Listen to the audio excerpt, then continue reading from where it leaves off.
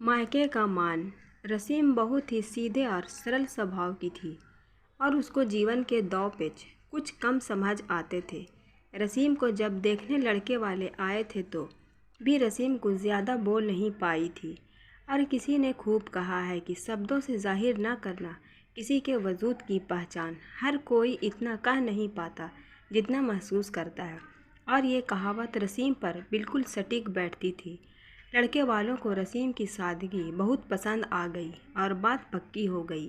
शादी के बाद पहली दिवाली आई तो रसीम की सास शकुंतला जी, जो बहुत ही सुलझे हुए विचारों की थी, वो बोली कि रसीम, कल हम बाजार चलेंगे और सुधा के ससुराल में जो भी दिवाली के तोहफे देने हैं वो ख़रीद लाएंगे। पहले मैं अकेली जाती थी, अब मैं तुम्हारे साथ जाऊंगी।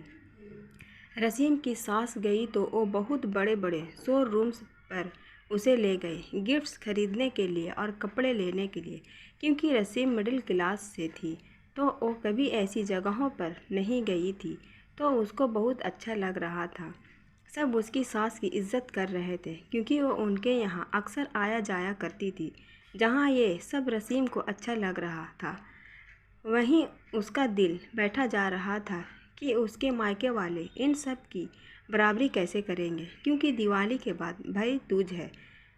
और जब उनकी ननद के लिए इतना सब हो रहा था तो उनको भी शायद उम्मीद हो जाए।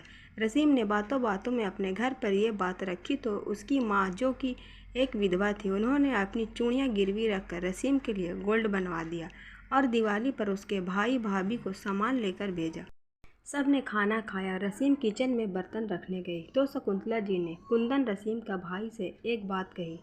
बेटा, अगर बुरा ना मानो तो एक बात कहूँ। जी आंटी जी कही। ये जो भी कुछ तुम लाए हो वो मैं जानती हूँ अपने समर्थन के बाहर से लाए हो। क्यों ना हर लड़की अपने मायके का मान चाहती है अपने ससुराल में, पर मेरा निवेदन है कि 250 रुपये और एक मिठाई के डिब्बे से ज़्यादा मैं कुछ नहीं रखूँगी, क्योंकि भाई का हक होता है बहन को देना। इसलिए ये शगुन और तुम दोनों का प्यार हमेशा मीठा बना रहे, इसलिए यह मिठाई काफ़ी है। कुंदन के मना करने पर भी उन्होंने सादर और सम्मान वापस कर दिया, क्योंकि वो जानती थी कि वो सामान उन्होंने अपनी चादर से बाहर जाकर खरीदा है। दोस्तों सही कहते हैं, सबकी प्यार किसी दुकान पर नहीं मिलता, बस महसूस करो तो अपने अंदर ही है। रसीम रोने लगी और अपनी सास के गले लग गई।